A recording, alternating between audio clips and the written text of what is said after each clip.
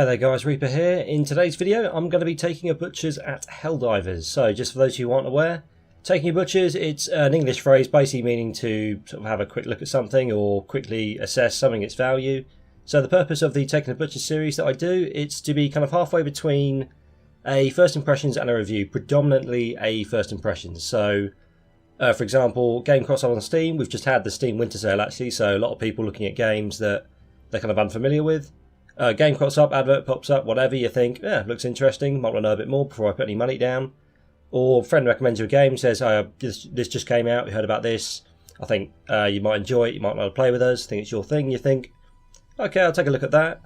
These are kind of the videos for you. So the idea is a game catches your eye, you watch the video from start to finish.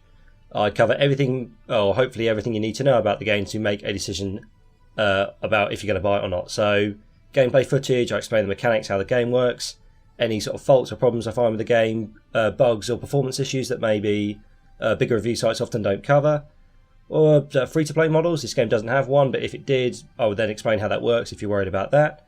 So by the end of the video, hopefully you can determine whether or not you're going to buy the game. So with that out of the way, Helldivers, it's a top-down, cooperative multiplayer, objective-based shooter, so anyone who's played Alien Swarm from Steam a few years ago, you'll probably be familiar with this sort of style of game. You play a series of objectives-based games with up to 3 other people, so up to teams of 4. You can play solo, but it's mainly designed for multiplayer. So you go through the levels, you upgrade your equipment, get new guns, upgrade them, new stratagems, new abilities, equipment, etc. And you generally have a good time shooting all the enemy. The game's got kind of a Team America style sort of comedic satire to it, so it's kind of you as the Helldivers represent Super Earth. You drop down in these pods and you're trying to spread democracy, liberty and equality throughout the galaxy by utterly annihilating every other race with all your equipment and subjugating them for Super Earth, which is all good fun. So if we go over here to the Galactic campaign, this is kind of your main starting hub area, so when you start the game you'll always appear here. So the Galactic campaign shows off, it was quite a nice feature for this game. It's kind of a community progressive sort of overarching campaign thing. So let me explain. So you've got Super Earth here, which is what you and your colleagues are representing, and you'll fight against 3 empires. You've got the Cyborg homeworld, the Bug homeworld and the Illuminate homeworld. Nice thing I'll say off from the bat is these are 3 different enemy types you can end up fighting. It is nice that they've kind of separated these out. They're not just skin changes or cosmetically different, these enemies. They actually kind of have different units they attack you with, so it is a nice way of breaking up the combat. Makes it a bit less repetitive. You have different enemies to fight. They do play differently. So for example, the Cyborgs have a lot of tanks and armoured enemies. They have a lot more ranged weapons as well, far more guns than the other 2. Whereas say if you're fighting against the Bugs, they have say sort of a lot of swarm attack minions, got a lot of very fast minions that can jump and will try and jump on you. Got some big armoured Bugs as well that will with big tentacles that will try and squish you. The Illuminate have a few more guns as well, at least compared to the Bugs, not so much as the Cyborgs maybe, but they have a lot of sort of shields and barriers they can throw up, and they can sort of warp in out of nowhere, so they can sort of take you by surprise. So it is nice that your 3 different enemy types do play differently. They're not just cosmetically different, they do kind of mix things up as well, which breaks the repetition a bit. Okay, so you have these kind of overarching map things. So you see all these yellow zones are zones you've conquered. Basically when it first starts out, you have about half yellow, which is friendly, sort of conquered territories, and half sort of shaded out. So any one time we'll have 1 zone from each enemy that you can fight in. In this case, we've actually managed to push the Illuminate and the Bug homeworld back all the way. The community's managed to do that. So if I go into the Cyborg homeworld, this red square is the one we're currently fighting. I'll just go into here, briefly explain that. So in each system there's a bunch of planets that you can attack with your mates. So there's loads of planets, all the different difficulties, down from 1 all the way up to, I think it's Helldive, which is difficulty 12, so a big range of difficulties. You don't have to play these planets in order. When you go, you can play. There's 2 missions each planet. I'll just go on difficulty 1 just to show you. So there's 2 different missions on each planet in each region. There's going to be the same number of planets in each region, regardless of what you're fighting. And they're going to get progressively harder. But you don't have to play these planets in order. You can play them in any order you like. You can repeat the missions. But every time you conquer a planet, so if I go on planet 1, complete both missions, I get an EXP boost. Most of the time, you're going to get a stratagem. I'll explain that in a minute when I come into kind of the equipment section. So if I complete the 2 missions on this planet, I'll get the recoilless rifle. If I do that one, I'll get the Walker exosuit, and then Thunderbird barrel if I complete this one, on and on and on. And see this yellow community influence bar here? Every time you and a bunch of people successfully complete a mission, this bar is going to go up. And if enough If enough people around the world complete enough missions, this bar is going to fill up. We're then going to conquer this territory. And so this red territory here, if that yellow bar reaches the end, we'll conquer that territory. That will become yellow like all these other ones, and we'll move on to the next one. So the overall idea is you keep pushing your enemies back, and then eventually, as with the Illuminate here in the bug, just by chance, I just happened to have logged in and recorded this when we got to this point, you push them all the way back and you get to assault their homeworld. In which case the yellow bar becomes a timed mission, and it suddenly becomes the only one to fight, so you get this one big planet that anyone can fight on. There's a range of difficulties, so regardless of what level you are, you'll still have a mission you can fight. And the idea with a home assault mission is you get double XP always as the reward. And the yellow bar is kind of timed against its enemy bar. So in 31 hours, that red bar, which is the enemy in this case, it's the bugs, is going to reach the end. If that red bar reaches the end, that timer runs out before we gain enough influence to reach the end, the assault's going to fail, and we'll have to try it again. If that yellow bar reaches the end before the timer runs out, we've then conquered that planet, and then we'll have conquered the home world, so we'll have conquered all the bug home world in this case. Or if it was this case, we have, I don't know what we got. We've got 40, just over 42 hours. Not many people seem to be playing against the Illuminate at the moment, but you'd have to complete enough missions as a community group to push that yellow bar to the end before that timer runs out. If you do, you then conquer that home planet, and the idea is, as a community, all the Helldivers are trying to conquer all 3 home worlds. And if you do that, you get a little cinematic, and it kind of sums up how long it took, and then sort of how many players died, how many missions it took to do it, and then everything resets and you go back to sort of square one. So it's done that a few times now. So it's quite a cool little overarching campaign you get with the game. It makes you feel you're sort of contributing to an overall thing. One small gripe I would have with it is, especially considering you've got the planet rewards as well. So if you want to unlock a certain reward, you'll have to play on this planet to unlock that and complete both missions. The kind of it is a bit of a nitpick, but it is marred slightly by the fact that if you play on your own and you just join matchmaking, you're kind of at the mercy of matchmaking. So you'll just have to find, you generally, if you're matchmaking, you try and find a mission that's around your level that hasn't gone too far in, so you get a bit of time to play. Unless you're playing with a group of friends and then you can all agree what mission you want to do on what sort of sector and what reward you want, or you host a game and then just have to wait for people to join the mission that you want to do, you're kind of at the mercy of matchmaking as to what mission you end up doing. So you join a game, you don't know what reward you're going to get if you complete those missions on whatever planet you're fighting, and you might get stuck with fighting enemies you don't want to fight. But especially if you're particularly looking for a reward unlock. So for example here, the Walker exosuit, excuse me, I haven't unlocked this yet just because I haven't got enough mates to play the game. I have to kind of matchmake online. I've never found just a mission that people were doing on this at this difficulty, and I've kind of leveled up past this difficulty anyway. So if I wanted to unlock this particular reward, I'd have to be lucky enough to find a mission, join a game, which is going to be a bit easy for me anyway because I'm about rank 18 now, I think. So the difficulty is going to be a bit low for what level I am and the equipment I've got.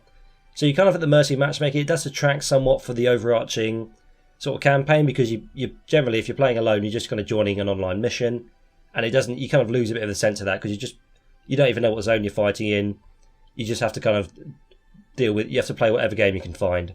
So a little bit of a marring impact. It's a bit better with the home world system because you're always contributing to the planet assault, but it is marred somewhat by the fact that you're kind of at the mercy of matchmaking. You don't always get the choice about what reward you're going to get or what system you want to fight in, what enemies you're going to fight in. But minor nitpick, but there we are. So if we go over here to the armory, you get, as you level up, on level 14 it turns out, with major, it just gives you a sort of brief rundown of your kit. You can switch between male and female, there's no practical difference, just cosmetic. These are all cosmetic as well, you can upgrade these, you can just change your cape and your armour and stuff. Weapons you unlock by levelling up. Once you level up, you're going to unlock these weapons, so I think I'll get that weapon next when I level up. It's a little bit slow getting the weapons, but eventually you are going to get them all, so it's not too big a deal. And these are your weapon upgrades, which you're going to get through research points. Research points, you basically get, as you level up, you're also going to be getting research points. They basically allow you to spec in. So I spent some research points to upgrade the Liberator, which is the standard assault rifle, which I use quite a lot. And because it's one of the first weapons, you're kind of stuck with it for a bit. So I've just upgraded, so I've got recoil absorption, and I've got the extended mag for that as well. You can't respec your research points, but the counter to that is there's also no limit on how many you can get. Whatever level you are, you'll eventually unlock all the weapons. You play enough missions, eventually you're going to unlock everything. You'll get enough research points to do it all. However, it is a little bit annoying that if you spend all your research points on a preferred loadout, it does mean you can't really switch out, well, you can switch out weapons and stratagems, but if you haven't got the research points to then upgrade them, you're kind of stuck with sort of less effective weapons or less upgraded weapons and stratagems until you manage to get the research points. So it's a little bit annoying that you can't respect these. If you make a decision, just think about it because you're stuck with that decision. However, eventually, if there's a new loadout you really want to try, a new weapon you really want to upgrade, eventually you will get enough research points to unlock that. But a little bit of a nitpick, I just think it would be nice just to be able to reset your research points. Stratagems. This is what I was talking about earlier. You can unlock these mainly as planet rewards. I don't think you can get these by leveling up. These are basically a key part of the game. Basically, the game is called Helldivers. When you start a mission, you go in these little drop pods here, sort of left, right, and centre. Up to 4 people. Basically, as you spawn in on the map, you'll get deployed from a drop pod from a spaceship. You'll land on the planet's surface in a cool drop pod. Call it an animation, actually. And then you'll pop out of that. So, if you need to respawn, you can't respawn naturally just by popping up. What happens is, if you die, or one of your teammates dies, you have to call in a stratagem. Basically, if I want to call in teammates to respawn, which is one you always get, I basically hold control, and that brings up a little option, and you have to hit a series of arrow keys to select which drop down you want. So you have to hold down control, which is obviously you won't be able to shoot or anything while you're doing it. So you sort of bring your radio out, you hit the combination of keys, you'll select that reward, and you throw a little beacon out. Whenever that beacon lands, drop pod lands, and that's going to call in whatever you call in. So to call your teammates back in, you throw that out. Marker's going to appear after you hit the combo. You throw the marker, things got jammed. Your teammates then get respawned. Nice little way of doing that. So you get unlimited respawns effectively, but one person on the team who's surviving will have to stop, call it in to get your teammates back. You never respawn after a timer or naturally. In addition to calling your teammates back in, you can also you can take up to 4 stratagems with you of your choice, and you can upgrade these as well. So a lot of the time I'll just take an ammunition resupply. So I hold down control, hit the I've got 4 strategies, and you get the respawn and a couple of other objective-based ones. So if I want to call in ammo, I hold control down, I press a series of keys to get the ammo drop. That gives me a marker. I throw that wherever it lands. A few seconds later, that's going to call in my ammo drop. And you can do that with any sort of thing you like. So I can call down a heavy machine gun. So I can hit that combination. It's only one use. Throw it out. That will come down. I can then pick up that machine gun and use that as another weapon. Same if you're having trouble with armoured enemies. I can bring the EAT-17, which is an anti-tank weapon. I can throw that out. We'll drop a couple of those. So me and a teammate can both pick one up and use that. You can also call in a few vehicles, which are quite fun to use. You can call in turrets. You can call in types of airstrikes as well. I've got 2 different airstrikes. I've got a rail cannon strike. So instead of calling in a physical thing, I throw out a marker. Wherever the marker lands, a few seconds later the airstrike gets called down on that position. So that's quite fun as well. So you have to be careful about exactly where you throw it. So wherever the marker lands, airstrike gets called in. And I've upgraded these, so my regular airstrike's now anti-tank, and I've reduced the cooldown on my rail cannon strike. So that basically, you throw a marker out, it picks the nearest big sort of threat target, and then it'll put a laser on that and then just blow it out of the sky. So it is quite satisfying. It's a cool little mechanic. You have to sort of pay attention, but then you have to hold control. You have to stop. If someone wants to do something to call these in the middle of a firefight, your teammates have to protect you. You hold control. You have to make sure you hit the right combination in kind of a stressful combat situation, and then throw your marker out to be able to do that. So it's quite a cool little system. And then perks you've got, you get these as you level up as well. This is just another way of kind of kitting out your character. So you can have the laser aim module, which gives you a laser sight, makes you more accurate. You can have heavy armor, obviously gives you a bit more armor. Cardio lets you sprint longer. And these are just a few different examples. Stratagem priorities are what main one I use. This basically reduces the cooldown on my stratagems, which are the things you call in from the sky, by 40%, because some of them have got quite long cooldowns. So that just gives you a brief rundown of that. If you go over here, this just gives you a little encyclopedia, so you can just research if you want a bit more information about enemy types. So this gives you a bit of thing what these will do to you and sort of the best way to take them out. And if they're armoured, it will tell you, so you know you have to use an armor-piercing weapon to take that down. So basically what happens is, you'll go over here, you pick a mission, the hell pods are open, you will jump in the hell pods, and you get fired down to the mission. So that's kind of explains the kind of preliminary basics of it. So what I'm going to do is I'm just going to have a brief cut here, and I'll jump to a game. I'm going to pre-record a game, just so I can explain it clearly, because it's going to be too difficult in a game as hectic as this to try and explain it while I'm playing with other people, while I'm trying to call down things and shoot things and get my teammates up. So I'm just going to have a brief cut here, I'll cut to a bit of gameplay footage and I'll explain it as I go along. So I'll be with you in one moment. Okay, so this is just a game I played with some random people online, really nice bunch of guys. Asked if I just could record the game, they said that's fine. So thanks to those guys, I got my friends this, I'll send them the link. So thanks very much guys for letting me do this. So we just get to our first objective. We've only just started this game. I had to cut the first bit of footage out. So you can see one of my teammates has already called a walker in, which is quite useful. Gives us a bit more firepower. You can see I've just called my MG down there, so I held control. I hit that combination of arrow keys and threw that marker down there. Same with the objective there. You can see he's trying to activate that. He's just going to hold down E. You see that pod's just landing. I've picked up my new MG, which is going to give us a bit more firepower, help us defend this area. And you can see with some of the objectives as well here, you're going to have to hit these combination of arrow keys to activate those as well. So we managed to activate this objective. And we're just going to move on to the next one. I think we go sort of up and left here. So you see on this level, big snowy level, the sort of darker ground area there you can sprint on, but the actual snow itself, you are required to walk slower unless you have the all-terrain boots perk. But other than that, due to the snow, everyone's slowed down. So if you're wondering why maybe we're moving a bit slow, it is actually due to the terrain of the level. So in the snowy areas, you generally bog down a lot more. You have to walk through a lot of snowy areas which can bog your team down. There's some volcanic maps which actually, there's kind of occasionally there'll be like a volcanic eruption that will spew lava everywhere. You have to avoid that. So even the level can actually affect how you end up playing the game. So you can see we've got to deploy these other two objectives now. That's our next thing. So lots of enemies coming in here. This is a bit tricky here. That guy with the minigun in the bottom right is a bit tricky. So I managed to call my teammate back in.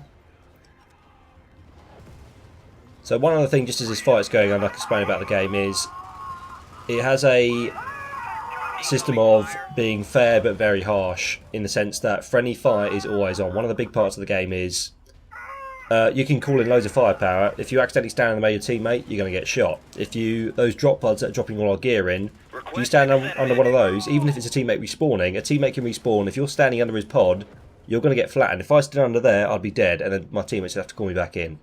So a big part of the game is you can bring down crap tons of firepower. You've got airstrikes, you've got vehicles.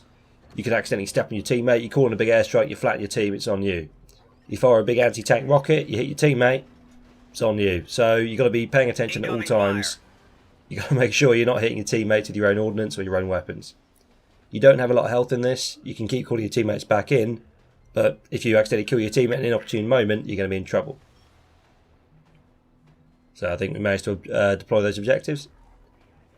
One thing I would say, the vehicles the walker my teammate has there, I can't speak, allegedly for the higher levels of difficulty they kind of lose a little bit of their effectiveness, but it does seem that the vehicles, at least to the lower and medium difficulties, they do seem very, very powerful. They're good. They've got really high defense, they've got good anti-tank sort of capabilities, they've got the big minigun which is going to destroy loads of people. I have heard, I can't comment from my own experience about the higher levels, allegedly their usefulness sort of drops a little bit, kind of evens out, they don't scale as well at the higher levels. You can't call in anything when you're in vehicles, you can't just have your entire team in a vehicle the whole time, because you won't be able to call anything in. I managed to call, Lucas, our yellow guy, managed just to hit the combo, call us back in there. But the vehicles do seem to be a little bit overpowered. It does seem a shame, it's not amazing. Right, there is the caveat that you can't have all your team in vehicles. Again, that walker could also squash our own teammates if we get too close. But they don't seem to have many downsides for having one person in a vehicle. They just seem, all the firepower you get is a bit crazy. This tank's giving us a bit of bother, so I'm going to lob over my orbital strike. So the biggest threat target nearest to that beacon, it's going to lock on and blow the crap out of them. It's always good fun. Laser, as I'm pretty ecstatic about that.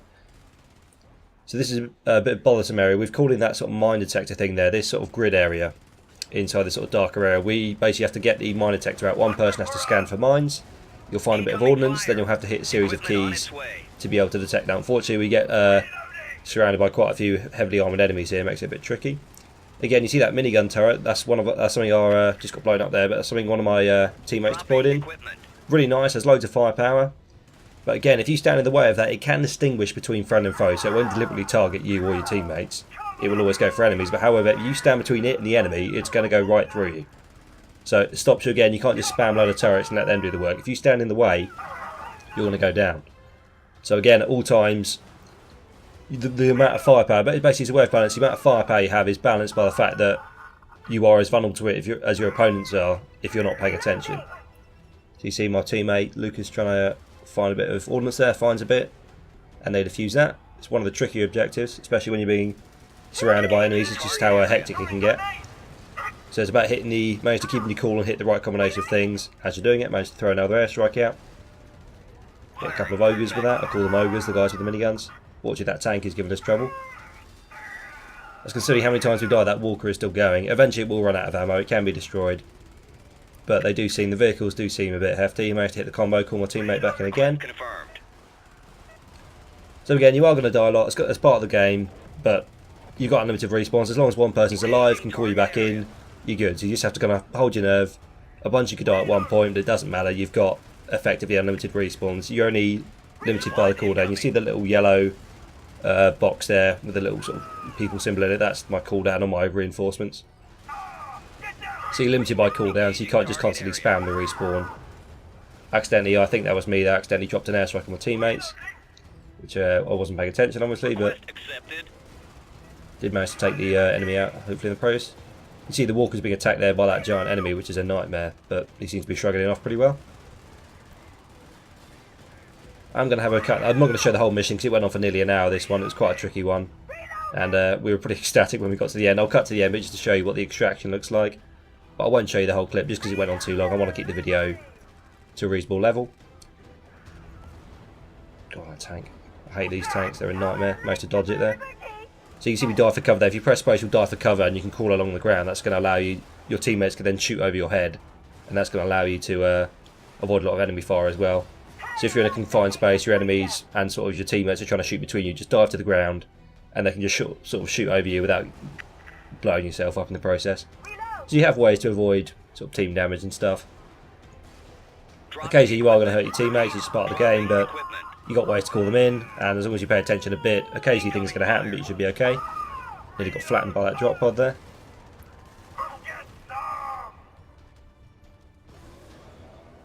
I can't remember, I think I get downed here by this tank actually. If you're worried about this was quite a tricky mission. I don't know how that guy survived that tank shot, but he did. This is quite a tricky mission, but don't worry if you're a new player. This is difficulty 7, I think, of 12. At difficulty 1, it won't be anywhere near this hard. So if you're worried that this is what all games are like, don't worry. The lower difficulties aren't anywhere near this strenuous. You can see he picked up a sample there.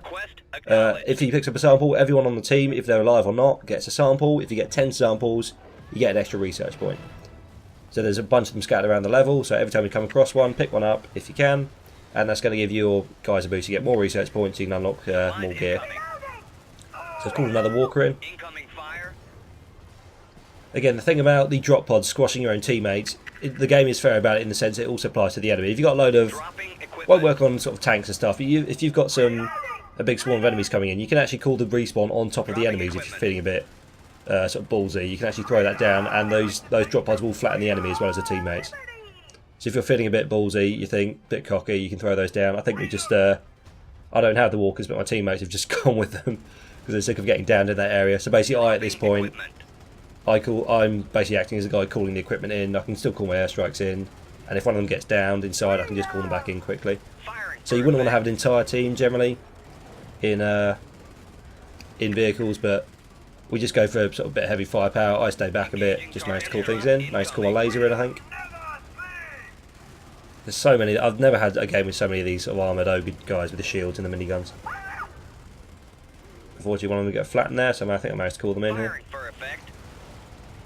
And I've just got the orbital sort of rail cannon airstrike and the anti-tank airstrike as well. I can just keep throwing those around, which is always good fun.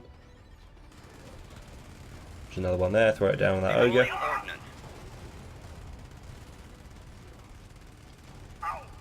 Another tank. Again, I've never had so many tanks either. This mission just goes on a bit. As I say, we do manage to complete this objective. We do complete this level, but I'll just show it once I've finished everything. I think I managed to airstrike this thing at the top. There you go. So that's my rail cannon strike. Lob that red marker over there. Got it right under him. That's going to lock onto the tank and just blow him out of the sky. It's just really good for heavy armoured enemies like that.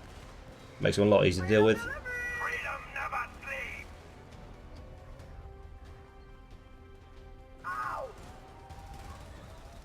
So I think it's me hitting the combination here, so I'm going to call in some ammo, throw that over there, and someone's going to call in another little minesweeper in. Get to reload my MG.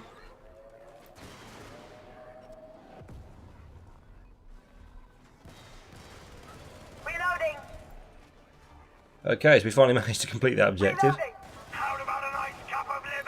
Good time. I'm just going to have a brief cut here, so I can just cut to the... You've sort of seen what's going on here. I'm just going to have a brief cut and get to the other sort of part of the mission. So bear with me one moment.